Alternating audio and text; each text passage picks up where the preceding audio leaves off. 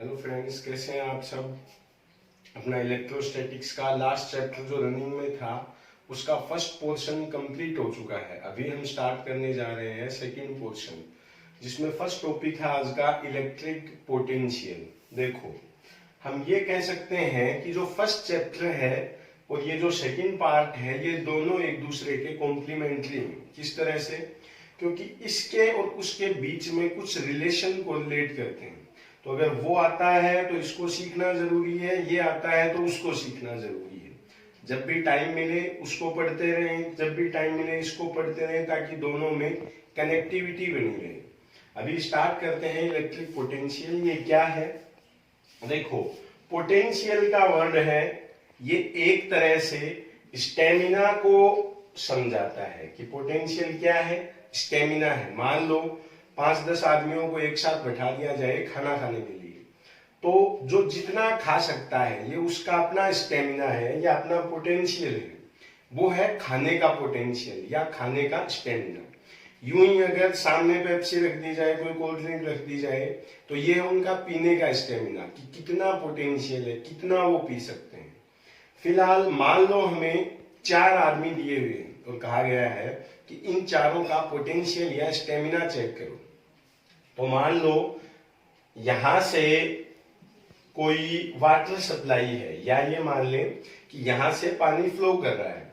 अब इन चारों आदमियों को मान लो ये 4 आदमी खड़े हैं, 1 2 3 4।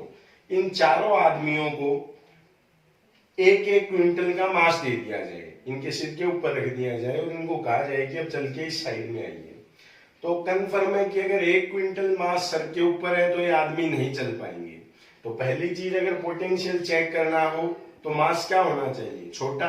तो मान लेते हैं कि कोई स्टैंडर्ड मास है 1 kg 2 kg, कितना भी हम मान लेते हैं, जिससे हम क्या चेक करेंगे? पोटेंशियल। या हम इसको टेस्ट मास मान लेते हैं या टेस्ट चार्ज मान लेते हैं। अब अगर वाटर सप्लाई इस डायरेक्शन में है और इन चारों को इसी डायरेक्शन में चलने के लिए कहा जाए, तो इनके पोटेंशियल का पता नहीं लगाया जा सकता, क्योंकि वाटर सप्लाई इनको क्या कर रही है?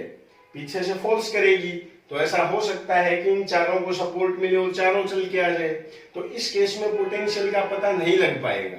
तो पोटेंशियल पता करने के लिए जो सबसे जरूरी चीज है वो ये है कि इनको फील्ड के या वाटर सप्लाई के अगेंस्ट भेजा जाए कि इस डायरेक्शन में चलिए। पहली चीज, पोटेंशियल जब पता करते हैं तो इनको सबको सप्लाई या इलेक्ट्रिक फील्ड के अगेंस्ट मूवमेंट करवाया जाता है। दूसरी चीज, तो मान लो कहा जाए कि यहां से चल के यहां जाइए, तो क्या चारों का पोटेंशियल पता लग पाएगा? नहीं लग पाएगा। पोटेंशियल का पता तब लगता है जब किसी लॉन्ग डिस्टेंस के लिए कोई काम करवाया जाए। मतलब अगर घर के पास में कोई दुकान है, हमें कहा जाए कि जा दुकान से सामान लेके आ, तो ऐसा है कि अगर 4 आदमियों को भेजा जाए तो चारों लेके आएंगे। अब मान लो कि 4 किलोमीटर दूर कोई दुकान है, अब उन चारों आदमियों को कहा जाए तो मे बी कि 2 देखते ही मना कर दे, एक शायद जाने के बाद आते टाइम परेशान हो और एक इजीली जाके ले आए। तो पोटेंशियल का अगर स्टेमिना का पता करना हो तो किसी लॉन्ग डिस्टेंस से लेके आना है। तो पोटेंशियल या स्टेमिना कैसे चेक करेंगे? मान लो इंफिनिटी पे कोई चार्ज है या मास है, इसको फील्ड के अगेंस्ट लाया जाए या सप्लाई के अगेंस्ट लाया जाए। इस दौरान जो वर्क होता है उसी को पोटेंशियल बोलते हैं। What is electric potential? मान लो यहाँ क्यू चार्ज है, इसको फील्ड है इधर, इसके अगेंस्ट जा रहा है, अगेंस्ट जाता है इस डायरेक्शन में। The work required to carry a charge from infinity to a point of field against the direction of field is called as potential. Define कैसे कर सकते हैं? इसको हम V से लिखते हैं।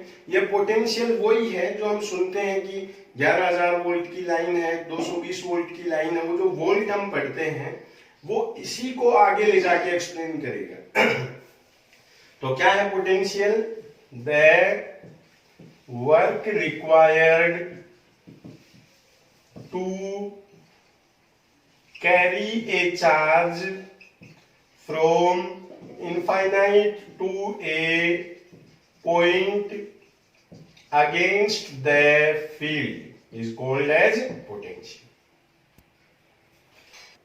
तो हम इलेक्ट्रिक पोटेंशियल को यूं बोल सकते हैं कि मान लो ये इलेक्ट्रिक फील्ड है, इस क्यू चार्ज को इनफाइनाइट से लेकर यहां तक आने में जो वर्क होता है वही क्या है, इलेक्ट्रिक पोटेंशियल। इस पोटेंशियल को V से लिखते हैं और कुछ इस तरह बताएंगे, V is equals to W by Q. W क्या है, इनफाइनाइट से लेके किसी पॉइंट R तक आने में जो वर्क है वो V है।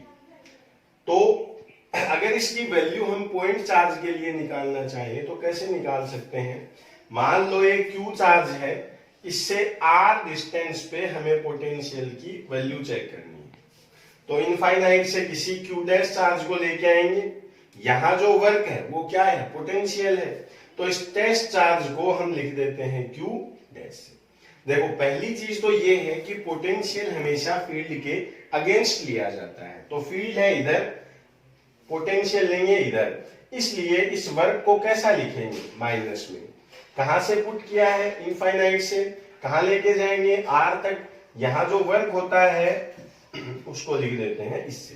देखो यहां इंटीग्रेशन क्यों है, अब अगर इनफाइनाइट से किसी चार्ज को हम उठाते हैं, R पॉइंट तक लाते हैं, तो इनफाइनाइट से चली हुई चीज एक साथ तो आ नहीं सकती। ये कन्फर्म है, मान लो यहां से वैष्णो देवी पैदल जाना है, तो ऐसा तो है नहीं कि हम चलना स्टार्ट करें और कंटिन्यू चले जाएं।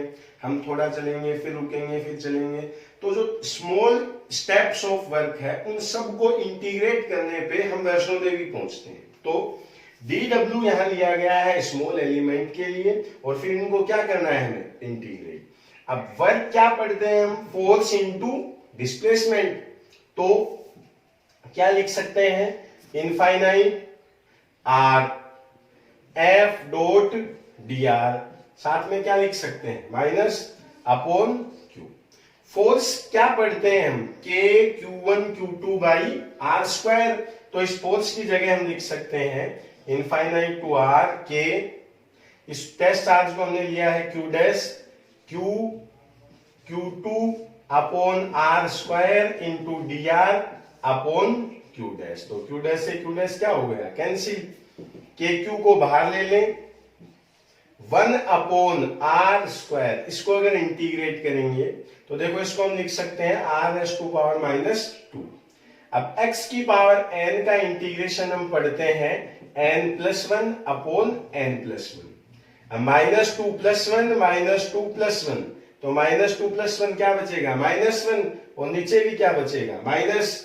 ये एक माइनस ऑलरेडी बाहर है, ऊपर बचा r की पावर माइनस 1, नीचे बचेगा माइनस 1 इनफाइनाइट टू r। इस माइनस से इस माइनस को कैंसिल कर दें, r इनवर्स नीचे आएगा तो क्या लिखेंगे, 1 अपॉन r। तो लिख सकते हैं KQ 1 upon r infinite r। एक बार r लिखेंगे तब आएगा 1 बाई r, फिर लिखेंगे 1 बाई इनफाइनाइट, इसको क्या लिख देंगे, 0। तो बचेगा क्या, 1 अपॉन r।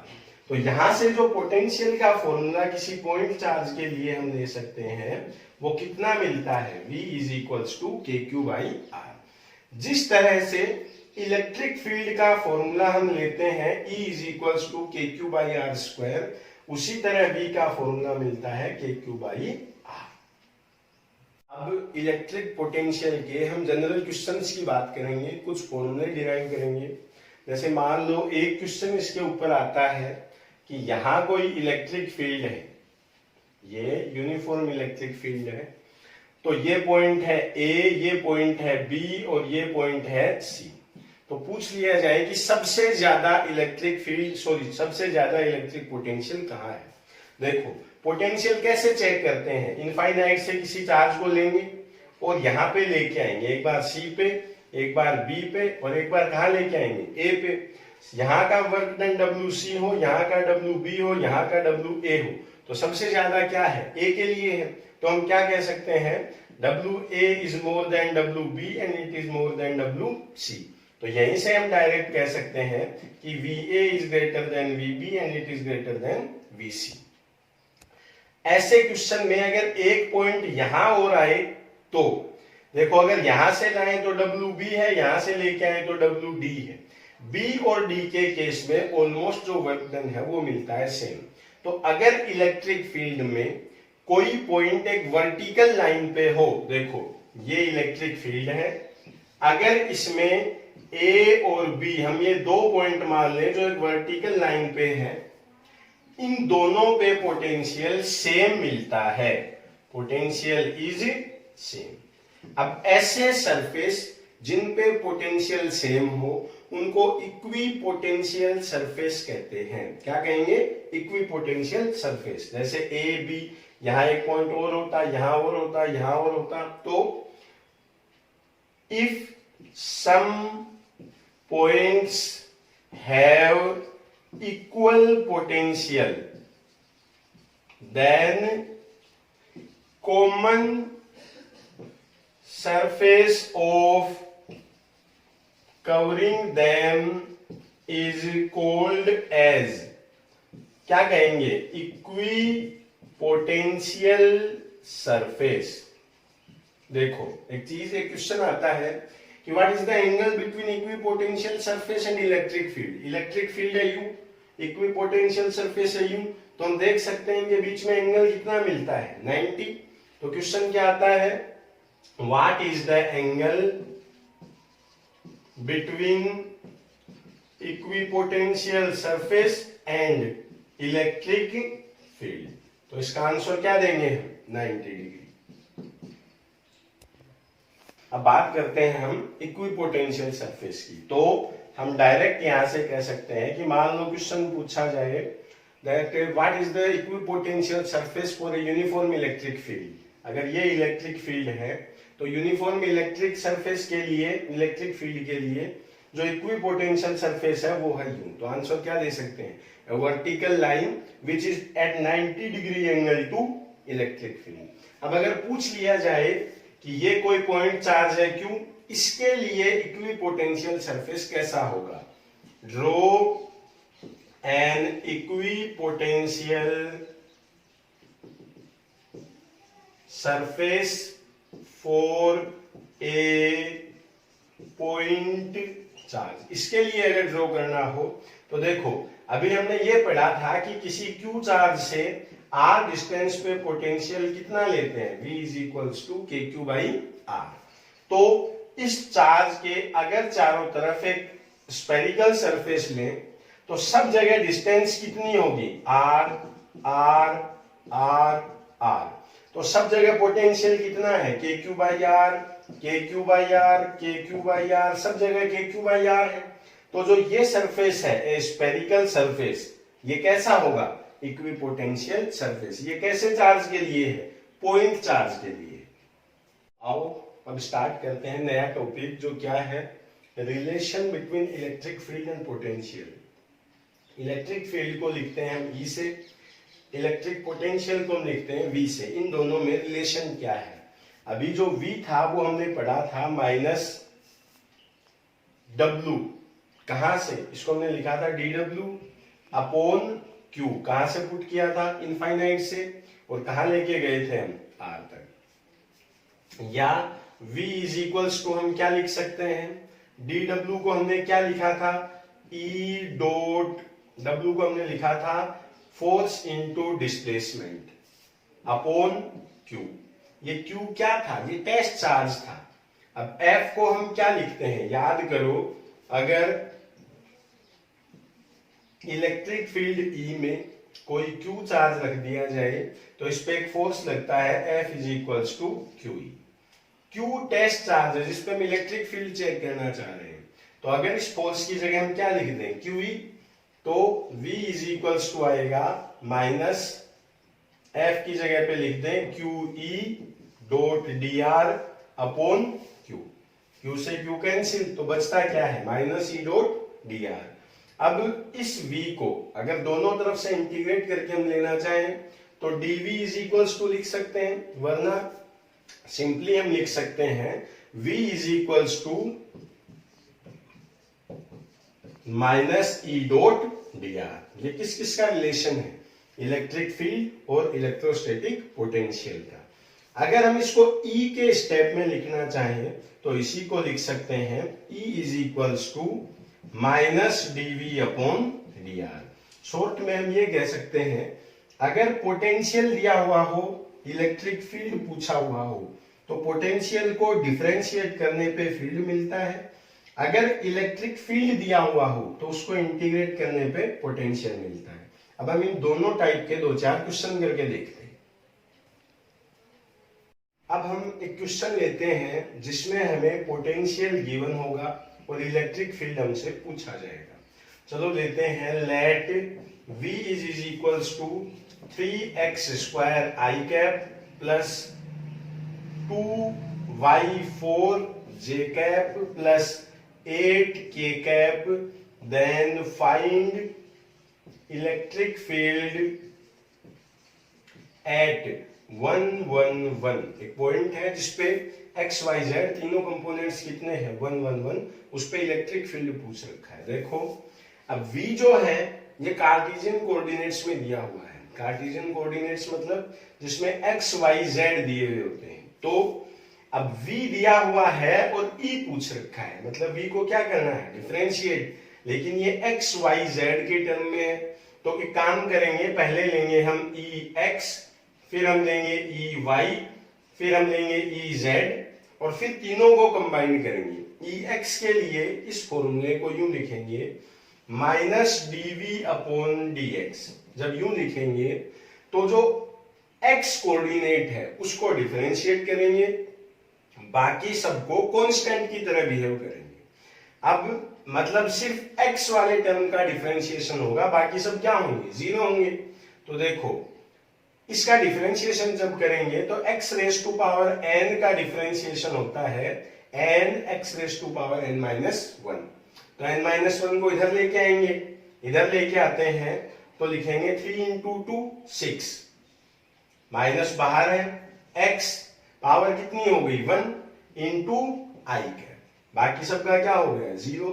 तो x एक्सिस के अलोंग जो इलेक्ट्रिक फील्ड है उसकी वैल्यू मिलती है माइनस 6x आई कैप। अगर y के लिए लेना हो तो इसको लिखेंगे minus dv upon dy। y के लिए करेंगे तो x का 0, बाहर माइनस, इसका करेंगे तो 2 इंटू 4 कितना होगा 8, ये लो 8, y पावर एक कम होगी तो 4 से 1 माइनस करके कितना लिख देंगे 3 इंटू जे कैप, बाकी इसका भी 0 और इसका भी क्या हो गया 0। अब जब z के लिए करेंगे माइनस dv अपॉन dz, देखो x का 0, y का 0, z तो है ही नहीं, तो इस 8 का भी क्या हो गया 0, क्योंकि कांस्टेंट का डिफरेंशिएशन कितना लेते हैं 0, ये लो 0। तो जो इलेक्ट्रिक फील्ड मिलता है वो है minus 6x i cap plus minus 8y cube j cap. अगर पूछता है 1 1 1 पे तो कितना लिखेंगे e एट 1 1 1, x की जगह 1 लिखेंगे तो माइनस 6 आई कैप माइनस 8 जे कैप, और k कैप है नहीं। अगर पूछता है वेक्टर फॉर्म में तब तो वैल्यू आएगी ये। अगर पूछता है इसका मैग्नीट्यूड इलेक्ट्रिक फील्ड का कि कितना मैग्नीट्यूड है, तो क्या करेंगे रूट 6 का स्क्वायर 8 का स्क्वायर, तो 6 का होगा 36, 8 का होगा 64, ये हो गया 100 इज इक्वल्स टू 10। यूनिट क्या होती है इलेक्ट्रिक फील्ड की, 10 न्यूटन पर कूलाम, क्योंकि इलेक्ट्रिक फील्ड का फॉर्मूला क्या था F बाई क्यू। F को किससे लिखेंगे न्यूटन से, और Q को किससे लिखेंगे कूलाम से।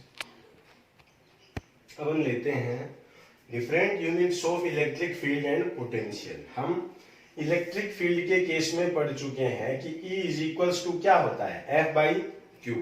तो अगर इलेक्ट्रिक फील्ड की यूनिट पूछी जाए तो फोर्स को किससे लिख देंगे न्यूटन से, और चार्ज को किससे लिख देंगे कूलाम से। ये था फर्स्ट यूनिट। अब बात करते हैं पोटेंशियल की। क्या था potential, W upon Q। W था वर्क और Q क्या था चार्ज था। अब W को किससे लिखते हैं जूल से, और Q को किससे लिखते हैं कूलाम से। जूल पर कूलाम, इसी को हम बोलते हैं वोल्ट। जो हम सुनते हैं 1.5 वोल्ट का सेल है, 220 वोल्ट की लाइन है, ये वोल्ट वर्ड जहां भी आता है उसका डायरेक्ट मीनिंग क्या होता है जूल पर कूलाम।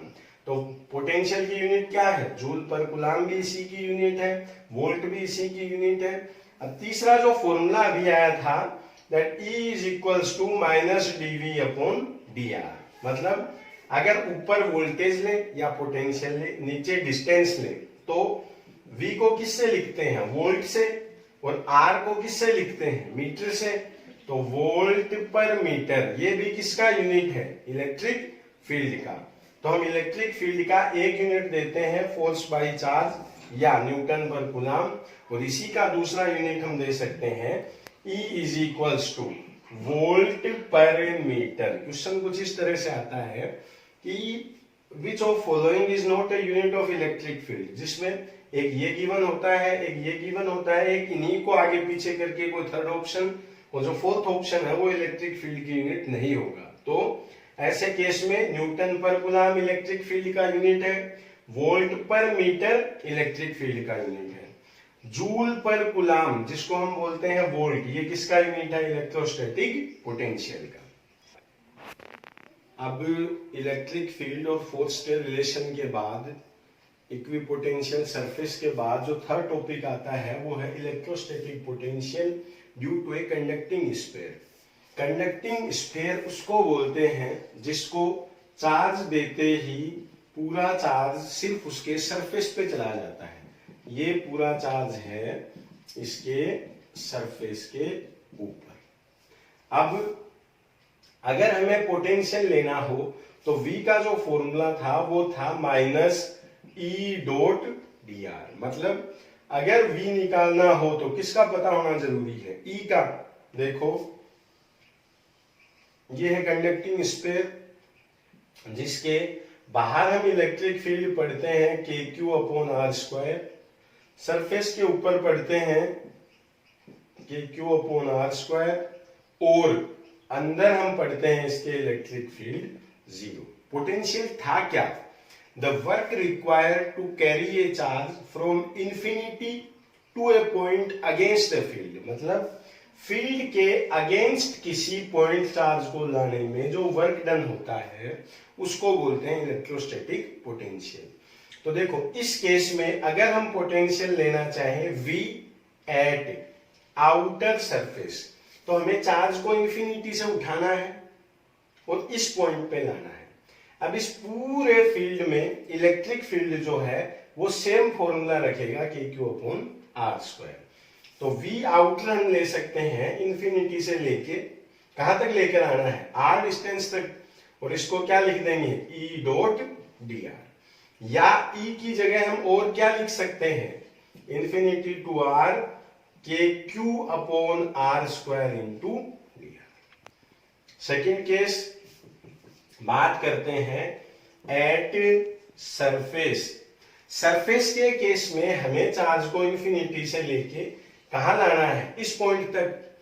यहां भी इलेक्ट्रिक फील्ड सेम है क्योंकि यहां सब में पूरा क्या चलता है, स्मॉल r, और सरफेस पे आगे किसमें चेंज हो जाता है, कैपिटल R में।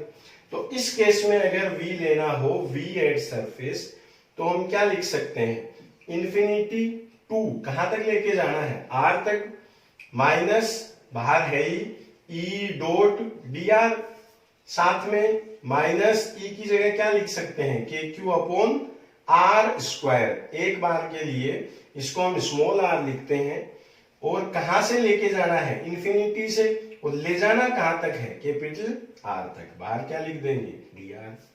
थर्ड केस जो है वो क्या है, अब यहां इलेक्ट्रिक फील्ड चाहिए तो पहले चार्ज को उठाकर लेकर आएंगे सरफेस तक और फिर सरफेस से कैरी करवाएंगे अंदर। यहां दो तरह से इलेक्ट्रिक फील्ड वेरी होता है, एक तो इस फॉर्मूले से बाहर सरफेस तक जब जाएंगे तब तक, और इसके बाद जब अंदर जाएंगे तब इलेक्ट्रिक फील्ड कितना है, जीरो है।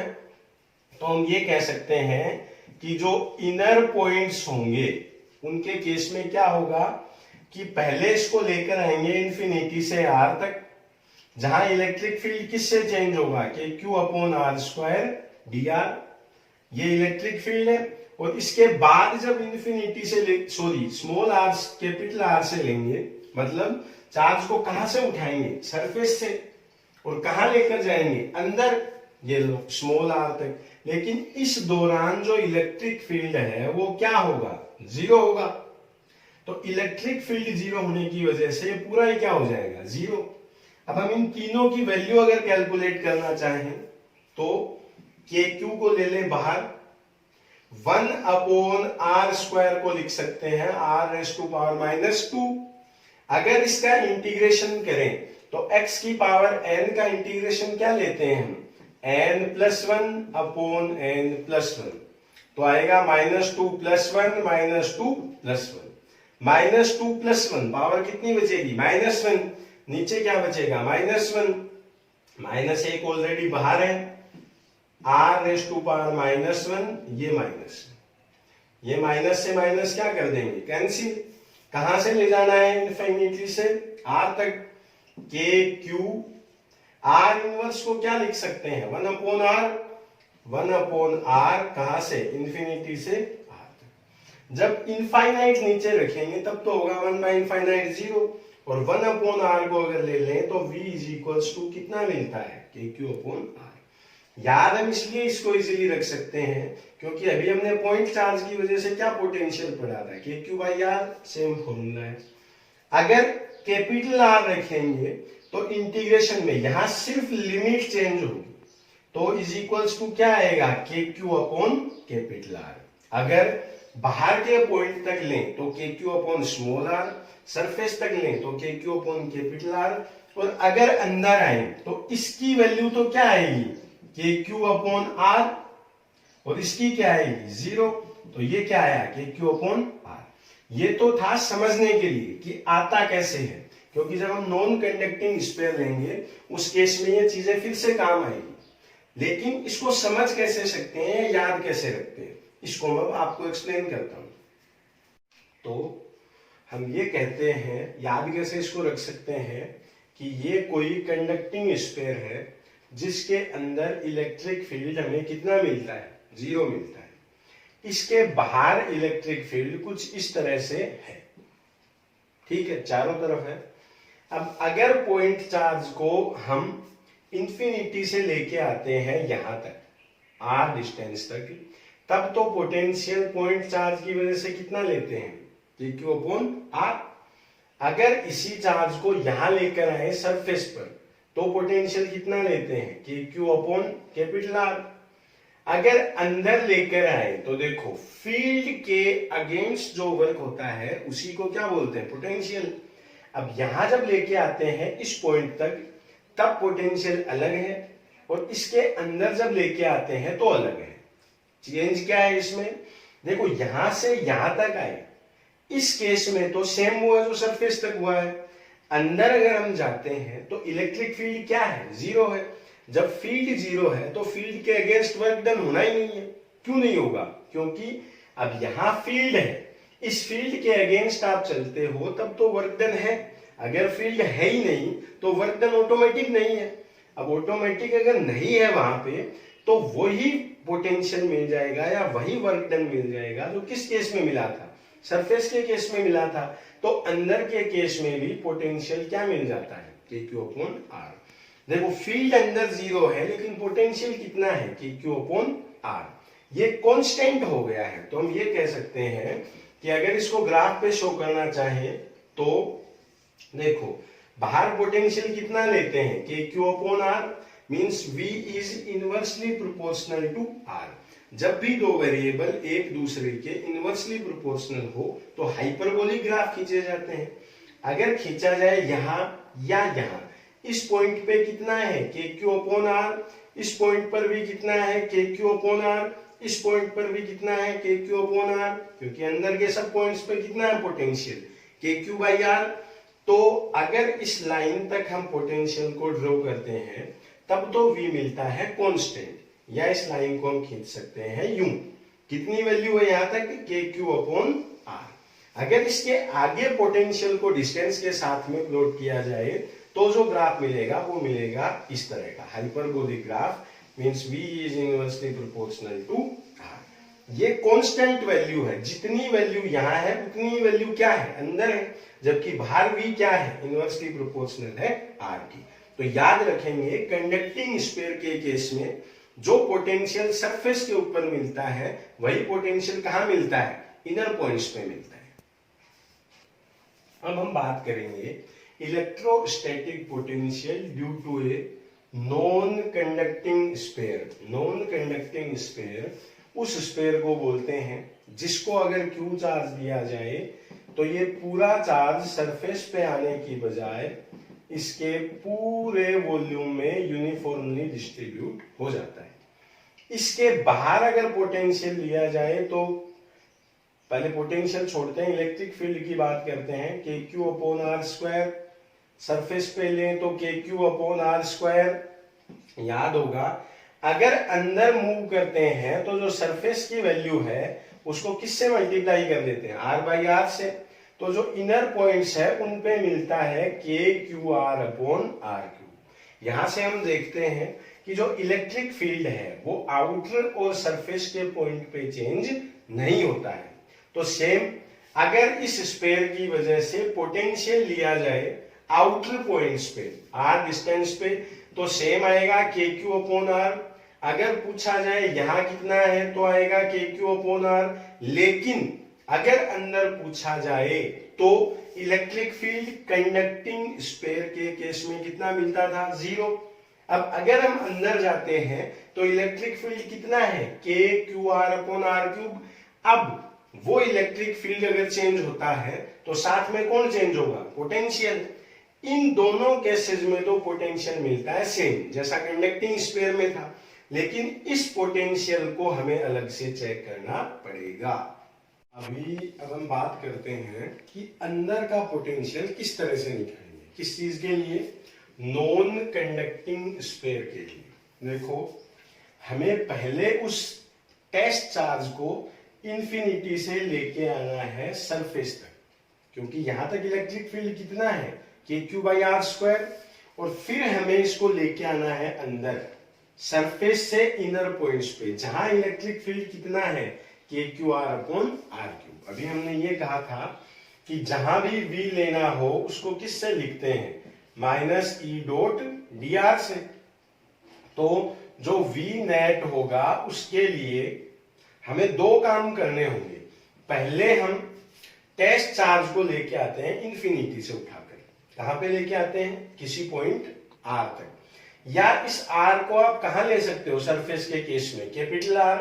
यहां तक तो इलेक्ट्रिक फील्ड कितना है, K Q upon R square into d R. अब लेके चलते हैं इसको अंदर, यहां इलेक्ट्रिक फील्ड कितना है, K Q R upon R cube. तो अंदर आएगा, सरफेस से उठाना है, अंदर के पॉइंट्स पे लाना है, कहां तक, K Q R upon R cube into d R. फिर से सुनिए, v इज इक्वल्स टू होता है minus E dot d R. अब इलेक्ट्रिक फील्ड को इंटीग्रेट करके हम क्या निकाल सकते हैं, पोटेंशियल। लेकिन इलेक्ट्रिक फील्ड दो तरह से चेंज हो रहा है, बाहर अलग फॉर्मूला है और अंदर के केस में अलग फॉर्मूला है। बाहर तो जो फॉर्मूला है वो है K Q upon R square, और अंदर जो फॉर्मूला है वो है K Q R upon R cube. तो इंफिनिटी से लेके आर तक या सरफेस तक जब लेके आएंगे तब तक तो इंटीग्रेट करेंगे इसको, और सरफेस से जब हम अंदर चलते हैं तब इंटीग्रेट करेंगे इसको। चलो स्टार्ट करते हैं, माइनस कॉमन ले लेते हैं, के क्यू दोनों में है तो एक बार के लिए इस के क्यू को भी बाहर ले लेते हैं। अब देखो ये आर स्क्वायर को हम ऊपर ले जाकर लिख सकते हैं आर की पावर -2। आर की पावर -2 का इंटीग्रेशन x की पावर n का इंटीग्रेशन क्या है, n+1 अपॉन n+1। तो इसका इंटीग्रेशन होगा r पावर -2 + 1 और नीचे -2 + 1। कहां से कहां तक, इंफिनिटी से लेके r तक। यहां 1 अपॉन आर क्यूब, के क्यू तो बाहर जा चुका है, r है रेडियस जो कांस्टेंट है, तो इसका इंटीग्रेशन होना नहीं है। तो इस 1 अपॉन इस r को थोड़ा छोटा कर देते हैं, r क्यूब को लेते हैं बाहर। अब अंदर है सिर्फ स्मॉल r, इंटीग्रेशन होगा इसका। तो r का इंटीग्रेशन क्या होगा, पावर कितनी है 1, तो n+1 मतलब r की पावर 1+1 यानी 2, और नीचे भी 1 + 1 यानी 2, तो इंटीग्रेशन होगा r स्क्वायर बाई 2, कहां से कहां तक, कैपिटल R से स्मॉल r तक। अब KQ माइनस का है, -2 + 1, -1 बचेगा तो इस माइनस को लिख लेते हैं यहां। r की पावर -2 + 1 यानी कितनी बची, -1। अगर इसको नीचे लिख दें तो बचेगा 1/r। उस स्मॉल r की जगह पहले लिखेंगे 1/r, फिर लिखेंगे -1/∞। इस माइनस से सिंबल चेंज होना चाहिए लेकिन कोई फर्क नहीं पड़ता क्योंकि 1/∞ क्या है, 0 है, प्लस 1/r³, पहले लिखेंगे इसकी जगह पे स्मॉल r, तो आएगा, इस 2 को बाहर लिख लेते हैं, r² माइनस, फिर लिखेंगे इसकी जगह कैपिटल R, तो लिखेंगे ये। सबको सोल्व करते हैं, चलो, -KQ, ये 0 हो चुका है, 1/r प्लस, इसको लिखते हैं r² माइनस r²/2r³। अगर माइनस बाहर वाले को कैंसिल करना चाहें तो इसको हटा के अंदर के साइन चेंज कर देते हैं, इसकी जगह हो गया माइनस KQ, इसका एलसीएम ले लेते हैं 2r³, तो r पहले यहां आएगा तो बचेगा 2r², तो ये लो 2r² माइनस 2r³ से 2r³ को डिवाइड करेंगे तो 1, ये आएगा एज इट इज। इस माइनस की वजह से अंदर का निशान चेंज होगा और ये हो गया +r²। तो जो v मिलता है वो मिलता है KQ 2r² + r², कितना हो गया, 3r² माइनस r²/2r³। ये है electrostatic potential at inner points of A non conducting sphere. Normally ये एग्जाम में नहीं आया है, अगर आया है तो इसके फिक्स 1-2 क्वेश्चन हैं जिनको अभी हम डिस्कस करेंगे, लेकिन अब इस इतनी पूरी कहानी को बार बार लिखना पॉसिबल नहीं है, तो हम इस v को याद कर लेंगे, KQ × 3r² माइनस r²/2r³। तो हम ये बता सकते हैं कि किसी नॉन कंडक्टिंग स्फीयर के केस में बाहर पोटेंशियल कितना लेते हैं, KQ/r, कोई चेंज नहीं है। अंदर की बाहर ये सरफेस पे कितना लेते हैं, KQ/r, कोई चेंज नहीं है। लेकिन जहां कंडक्टिंग स्फीयर में पोटेंशियल मिलता था KQ/r, जो सरफेस वैल्यू पे है, वहीं ये पोटेंशियल मिलता है KQ 3r² माइनस r²/2r³।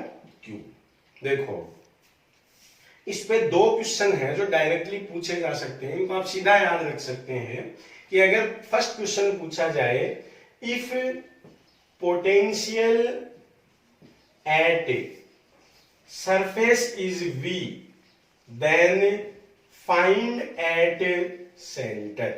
देखो, पॉइंट ये इसके सरफेस पे हमारे अकॉर्डिंग पोटेंशियल कितना है, KQ/r। अब इसको इसने क्या कहा है, V। अब पूछता है find the potential eight inner points और द सेंटर। देखो, सेंटर के केस में ये जो डिस्टेंस स्मॉल r है, ये कितनी मिलती है, 0। तो at centre r is equals to 0, तो फॉर्मूले में लिखेंगे KQ, ये 0 बचेगा क्या, सिर्फ 3r²/2r³। 2 पावर अगर हटा देते हैं तो ये बचता है 3/2 KQ/r। अब अगर KQ/r को ये बोलता है V, क्योंकि V क्या है, पोटेंशियल एट द सरफेस, तो इस केस में जो V होगा वो होगा 3/2V। तो नॉन कंडक्टिंग स्फीयर के केस में अगर सरफेस पे पोटेंशियल V हो तो इसके सेंटर का जो पोटेंशियल है उसको लिया जाता है 3/2V। दूसरा, अगर इसी का हम ग्राफिकल रिप्रेजेंटेशन करना चाहें तो देखो, ये यहां है सरफेस। अब इसके बाहर तो हम क्या वैल्यू लेते हैं, KQ/r, तो कंफर्म है कि हाइपरबोलिक ग्राफ आएगा। लेकिन अंदर का जो पॉइंट है V, उस पे आ रहा है KQ 3r² माइनस r²/2r³। इसका जो ग्राफ है वो आता है कुछ इस तरह से। ये देखिए, ये है सरफेस तक, और बाहर जो सरफेस के अब आता है पोटेंशियल आता है ये। यूं याद रख सकते हैं कि सरफेस तक तो ये ग्राफ जो है ये कुछ बाहर की तरफ निकला हुआ है, जबकि सरफेस के बाहर जो है इलेक्ट्रिक फील्ड या सॉरी इलेक्ट्रोस्टैटिक पोटेंशियल वो है अंदर की तरफ। इसको तो हम बोल सकते हैं कौन सा ग्राफ है, हाइपरबोलिक ग्राफ। हर क्वेश्चन में अप्रोक्सीमेट आ रहा है तो डायरेक्ट याद रख सकते हैं, लेकिन अंदर का जो पोटेंशियल है वो कुछ ड्रॉ किया जाता है इस तरह से। तो नॉन कंडक्टिंग स्फीयर के केस में इसके क्वेश्चंस बहुत कम मिलते हैं। अगर इस पे क्वेश्चन आता है तो डायरेक्ट इन दोनों में से ही कोई एक होगा। क्या कि अगर सरफेस पे पोटेंशियल V है तो इनर पॉइंट्स पे कितना होगा या सेंटर पे कितना होगा ये। अगर ग्राफिकल रिप्रेजेंटेशन पूछता है तो ये और चीज है कि पोटेंशियल का क्वेश्चन अलग भी पूछ सकता है। मान लो पूछ लिया जाए find the potential at R is equals to R/2। अगर ये फॉर्मूला याद है आपको तो R की डायरेक्ट वैल्यू यहाँ पे पुट करेंगे तो डायरेक्ट किसकी वैल्यू हमें मिल सकती है, V की वैल्यू। अब आते हैं हम अपने नेक्स्ट टॉपिक पे, potential in case of drops. अगर मान लो हमारे पास ये ड्रॉप है जिसपे Q चार्ज है और R इसकी रेडियस है, इसकी सरफेस का जो पोटेंशियल है वो V है। क्या है, we have n drops। कितनी ड्रॉप है हमारे पास में, n, which have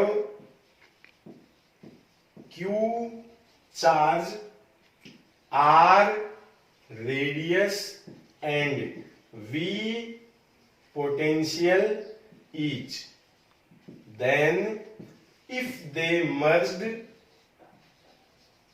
then find the new potential of drop. अगर इन सभी ड्रॉप्स को मिलाकर एक बड़ा ड्रॉप बना दिया जाए तो उसका पोटेंशियल क्या होगा।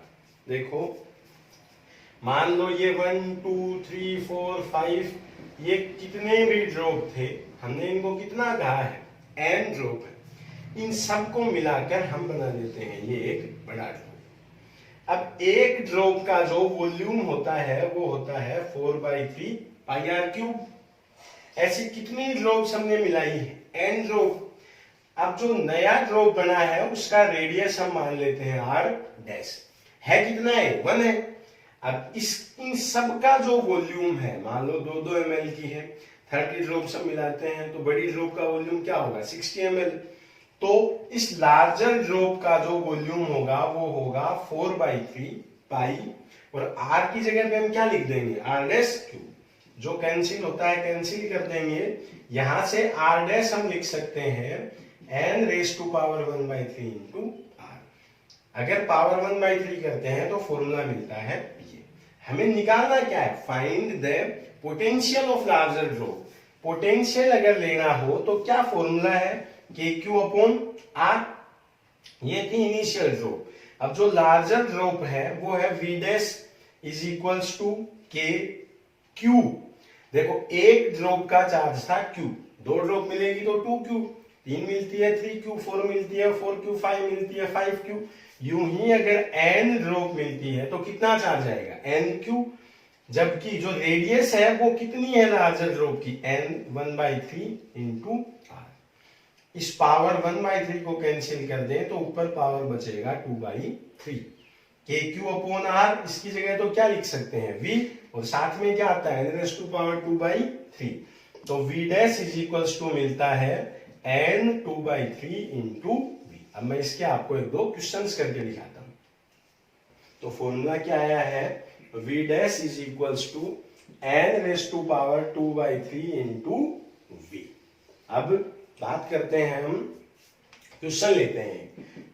Late we have 8 drops. कितनी ड्रॉप है, 8। Each have Q charge, R radius and V potential. Potential कितना है, V है। इफ दे आर मर्ज्ड, अगर इन सबको मर्ज कर दिया जाए, then find the new potential of each. तो जो नया पोटेंशियल है वो कितना होगा? देखो फॉर्मूला है v dash is equals to n raise to power 2/3 into v। v dash equals to n कितना है? 8 दिया हुआ है, पावर कितना लिख देंगे इसको? 2/3 into v। v dash equals to 8 को लिख सकते हैं 2 क्यूब, क्योंकि 2 की क्यूब कितनी होती है? 2 इंटू 2 4, 4 इंटू 2 8, 2/3 इंटू v, 3 से 3 कैंसिल, 2 रेस टू पावर 2 4। तो जो नया पोटेंशियल है वो कितना मिलेगा? 4v। ऐसे क्वेश्चंस में जितनी भी ड्रॉप दी हुई आएगी वो इस तरह से होगी कि उसको हम क्यूब के फॉर्म में लिख सकें। मतलब किसी क्वेश्चन में आ सकता है वी हैव 27 ड्रॉप्स, इस केस में इसको कितना लिख दिया जाएगा? 3 raise to power 3। We have 64 drops, we have 125 drops, तो इन सबको हम क्या लिख सकते हैं? 4 क्यूब, 5 क्यूब। कुल मिला के अगर ड्रॉप से रिलेटेड कोई क्वेश्चन आता है तो ड्रॉप्स की वैल्यू इस तरह से दी जाएगी कि उनको हम किसी वेरिएबल की पावर 3 के फॉर्म में लिख सके। ऊपर पावर होगा 2/3, 3 से 3 कैंसिल करेंगे तो अपने को पोटेंशियल मिल जाएगा। अब हम बात करते हैं ऐसे क्वेश्चंस की, जैसे हमने पढ़ा था कि if 4 coulomb and 8 coulomb charge are placed at or 9 coulomb charge is placed at 10 centimeter, then at which point electric field will be 0।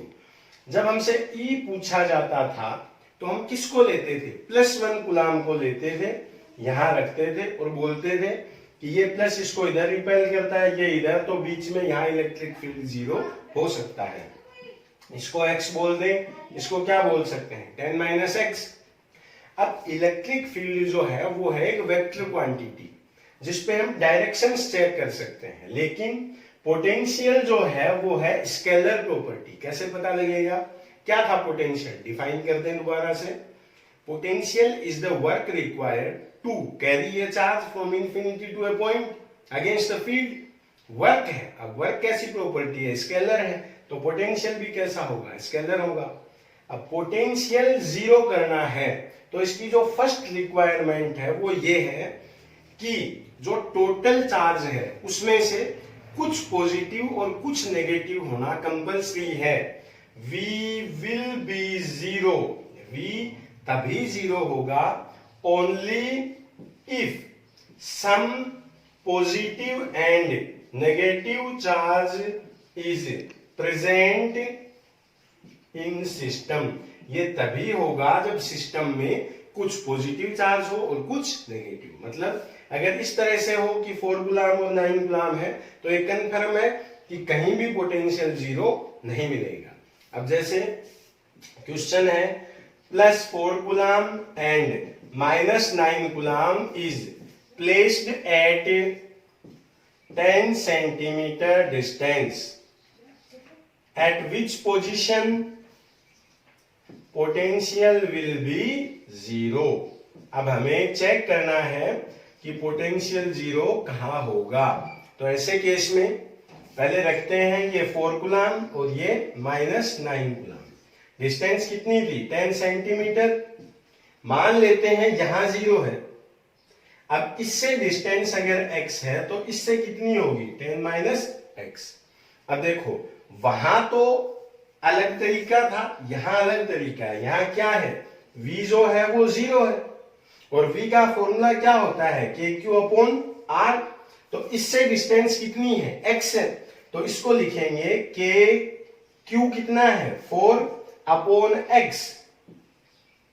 अब यहां हम डायरेक्शन लेने के बाद जो प्लस माइनस के सिंबल थे वो नहीं लेते थे, लेकिन यहां कितना है? -9 है, तो -KQ/R इक्वल्स टू 0। कैसे के कॉमन लेके 0 में भेज देते हैं, इसको इधर लेके आते हैं तो आता है 4/x 9/10 - x। क्रॉस मल्टीप्लाई करते हैं तो आएगा ये, या 40 इज इक्वल्स टू आएगा 13x, या x इज इक्वल्स टू कितना ले सकते हैं? 40/3। तो इस x की वैल्यू मिलती है 40/3। याद क्या रखेंगे? इलेक्ट्रिक फील्ड कहीं भी जीरो मिल सकता है, दोनों पॉजिटिव हो नेगेटिव हो कोई भी केस हो सकता है, लेकिन पोटेंशियल जीरो मिलने के लिए ये कंफर्म है कि पोटेंशियल जीरो वहीं मिलेगा अगर सिस्टम में कुछ पॉजिटिव चार्ज हो और कुछ क्या हो, नेगेटिव चार्ज हो। इसके डायरेक्शन बेस्ड क्वेश्चन किस तरह से आ सकते हैं, अब हम उनको एक्सप्लेन करते हैं। देखो क्वेश्चन है which one is right at O. अगर सेंटर पॉइंट को ओ बोलता है तो इन चारों स्टेटमेंट में से कौन सा सही है। ई और वी के लिए है, तब इलेक्ट्रिक फील्ड तो चेक किया जाता है by direction of +1 coulomb charge, +1 रख के, जबकि वी चेक किया जाता है टोटल वैल्यू से, और वी तभी मिल सकता है जीरो जब सिस्टम में पॉजिटिव और नेगेटिव दोनों तरह के चार्ज हो।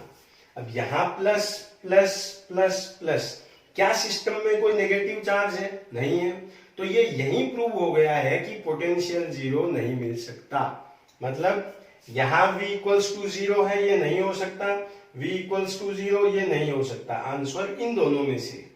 अब यहां चेक करते हैं, पहले चेक करते हैं इलेक्ट्रिक फील्ड। तो इलेक्ट्रिक फील्ड के लिए किसको रख देते हैं, +1 को। पॉजिटिव चार्ज को करेगा रिपेल, ये पॉजिटिव इसको रिपेल करेगा इधर, दोनों का डायरेक्शन एक दूसरे से अपोजिट है, एक दूसरे को कर देंगे कैंसिल। ये पॉजिटिव इसको रिपेल करेगा इधर, ये पॉजिटिव इसको रिपेल करेगा इधर। तो इस केस में VE जो है वो टोटल कितना मिलेगा, जीरो। तो राइट ऑप्शन वो है जिसमें इलेक्ट्रिक फील्ड जीरो मिलता हो और पोटेंशियल जीरो नहीं मिलता हो।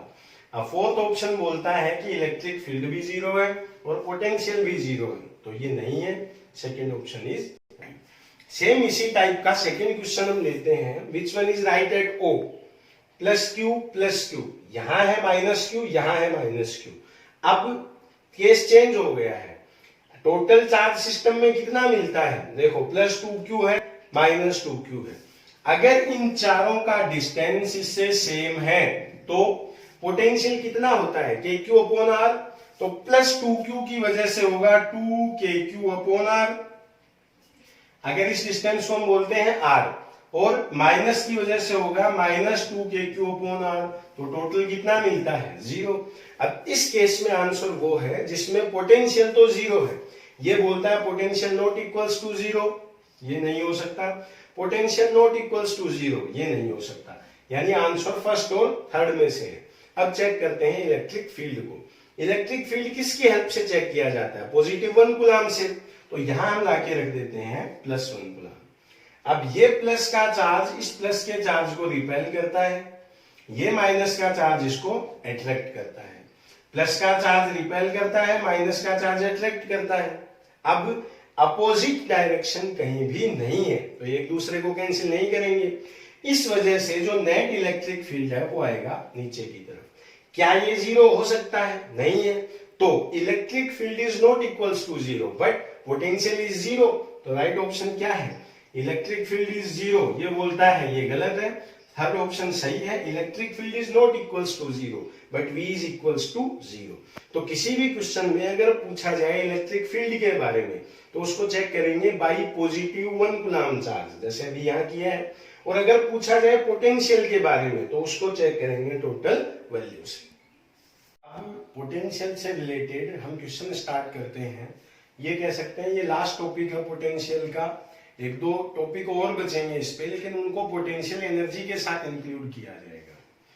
Electric potential due to an electric dipole, एक डाइपोल हम पढ़ते हैं जिसमें एक पॉजिटिव चार्ज हो एक नेगेटिव चार्ज हो, इसका ये मिड पॉइंट है, यहां से R डिस्टेंस पे थीटा एंगल पे कोई पॉइंट है, मान लो A, यहां इलेक्ट्रिक पोटेंशियल की वैल्यू हमसे पूछ रखी है। पहले मैं आपको लेके चलता हूं इलेक्ट्रिक फील्ड में, इलेक्ट्रिक फील्ड की वैल्यू होती थी KP/R³ √3 cos² थीटा +1, हो सकता है अभी याद नहीं हो, ये याद रखना जरूरी है। और जो डायरेक्शन हम लेते थे वो होता था थीटा प्लस tan 1 tan θ/2। यूं ही अगर बात की जाए इलेक्ट्रिक पोटेंशियल की, किसकी वजह से? डाइपोल की वजह से। अब यहाँ फॉर्मूला डायरेक्ट हम याद रखेंगे, कैसे आया है वो डेरिवेशन है, अलग से किसी लेक्चर में देख लेंगे, क्योंकि न्यूमेरिकल्स में वो डायरेक्ट काम में आएगा या बाकी सब जगह भी उसको सीधा काम में लिया जाता है, जिसकी वैल्यू होती है V is equals to KP cos theta upon R square. K क्या है? कुलाम्ब्स कांस्टेंट, जिसकी वैल्यू क्या लेते हैं 9 × 10⁻⁹। P क्या है? डाइपोल मोमेंट, जो किधर होता है -q टू +q। थीटा क्या है? P और R के बीच का एंगल है, और R क्या है? वो डिस्टेंस है। अब बात आती है डायरेक्शन की, किधर लेंगे? Potential is a scalar property, इसकी कोई डायरेक्शन नहीं होती है। देखो, अगर पूछ लिया जाए कि मान लो ये -q है, ये +q है, ये इसका एक्सिस है, अगर पूछा जाए इस एक्सिस पे r डिस्टेंस पे इलेक्ट्रिक फील्ड कितना होगा, तो r और p के बीच में एंगल कितना है? 0 है। अगर थीटा 0 कर दिया जाए तो डाइपोल के एक्सिस पे, मतलब इस लाइन पे, इस लाइन पॉइंट को हम इसके सिर में लेके आते हैं, तो जो v मिलेगा वो मिलेगा KP cos 0 upon R square. cos 0 होता है 1, तो KP अपॉन R स्क्वायर। अगर पूछा जाए एट न्यूट्रल एक्सिस, ये कहा था एट एक्सिस, अगर पूछा जाए न्यूट्रल एक्सिस पे, तो थीटा इज इक्वल्स टू हो जाता है 90। न्यूट्रल एक्सिस का मतलब है ये, इसका इक्वेटोरियल एक्सिस, मतलब अगर इस लाइन को हम यहां ले आए तो एंगल कितना होगा 90। ये लो, थीटा अगर 90 हो तो cos 90 की वैल्यू कितनी मिलती है? 0। तो v इज इक्वल्स टू कितना मिल जाएगा? 0। हम ये कह सकते हैं कि अगर ये +q हो, ये -q हो, इसका ये है इक्वेटोरियल एक्सिस या न्यूट्रल एक्सिस। इस पूरे एक्सिस पे v हमेशा कितना मिलता है? 0। कहीं भी ले, एक तरह से ये एक इक्वी पोटेंशियल सरफेस है। ये था electric potential due to an electric dipole. बाकी का पढ़ेंगे नेक्स्ट लेक्चर में। अगर वीडियो पसंद आया हो तो चैनल सब्सक्राइब जरूर करें, और लाइक करना बिल्कुल न भूलें। आपके लाइक से हमें मेंटल सपोर्ट मिलता है कि आपको हमारा पढ़ाया हुआ अच्छे से समझ में आ रहा है।